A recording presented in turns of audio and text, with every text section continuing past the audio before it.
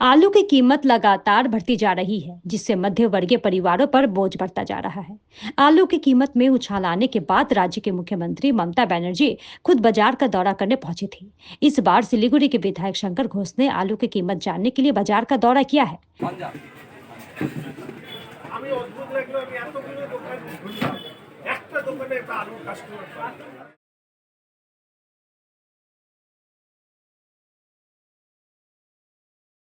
এই যে মাঝখানে কারাই টাকা খাচ্ছে, নিশ্চিতভাবে মুখ্যমন্ত্রীর ভাই ভাতি ছাড়া তো এই রাজ্যে আর কেউ টাকা খায় না, ওরাই খাচ্ছে।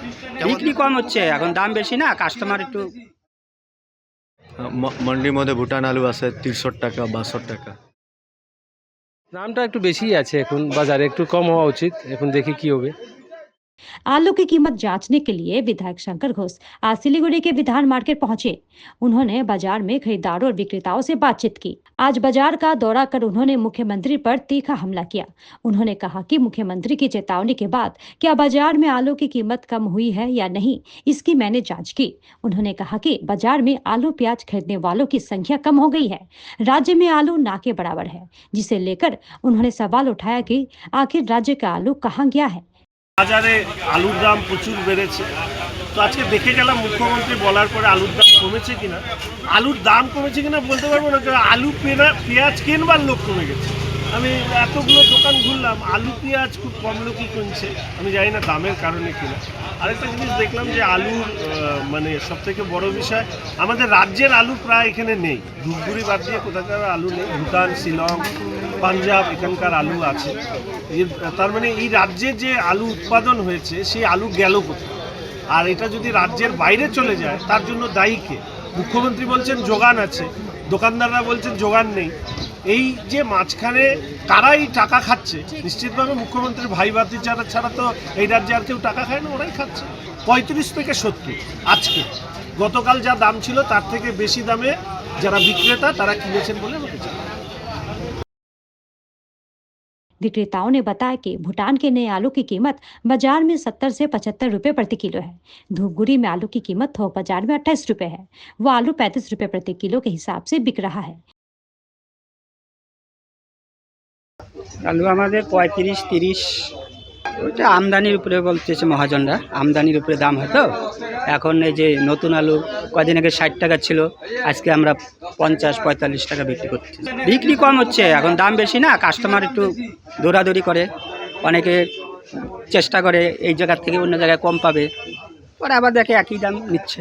কমবে, 1 মাসের মধ্যে কমে যাবে, সব আমদানি হবে। এগুলো আমদানির উপরে দাম। যোগান ঠিক আছে, মহাজনরা বলতেছে মনে করেন যে আমদানি নেই, নতুন আলু আসতে দেরি হচ্ছে, এই জন্যই তো দাম কম। এখন এই তো এইদিকে ধূপগুড়ি ফালাকাটা দাম গদিতে মনে করে যে আজকে 27 টাকা আনলাম, আমরা 30 টাকা বিক্রি করতেছি। এই যে এটা 35 টাকা বিক্রি করতেছি। না ওইটা হলো ভুটান আলুটা। ভুটান একটা লাল আলু আছে, ওইটা বাজারে নেই কয়দিন থেকে, ওটা 70 টাকা চাচ্ছে। मंडी में भूटान आलू আছে 63 টাকা 62 টাকা। वही धूपगढ़ी अभी गद्दी मंडी से आता है 28 से आप 35 बिक्री होता है, 28 টাকা बिक्री नहीं। वहीं खरीदारों ने कहा कि पिछली बार की तुलना में इस बार आलू की कीमत अधिक है, जिससे आम लोगों को परेशानियों का सामना करना पड़ रहा है। আলুর তো এখন 50 টাকা কিলো বলতেছে, দামটা একটু বেশি আছে, এখন বাজারে একটু কম হওয়া উচিত, এখন দেখি কি হবে। হ্যাঁ, আগে লাস্ট ইয়ার থেকে তো একটু বেশি আছে, এখন কি করে খাইতে তো হবেই। হ্যাঁ, তো সবই লোক তো অসুবিধাতে আছে, এখন আর কি উপায় আছে।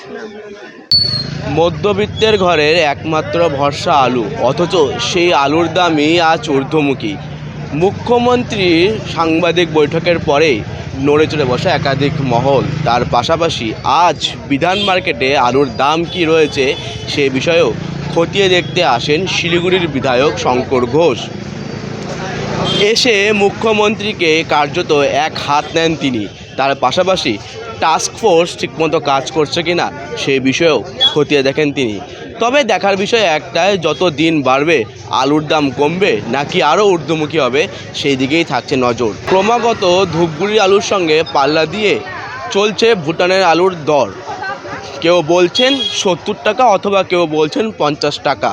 তবে দেখার বিষয় একটাই, মধ্যবিত্তের হেসেলে যে প্রধান রান্নার জিনিস আলু, সে আলুর দাম কমে নাকি আরও বাড়বে সেই দিকেই থাকছে নজর। শিলিগুড়ি থেকে সৌভিক শাহ রিপোর্ট, শিলিগুড়ি টাইমস।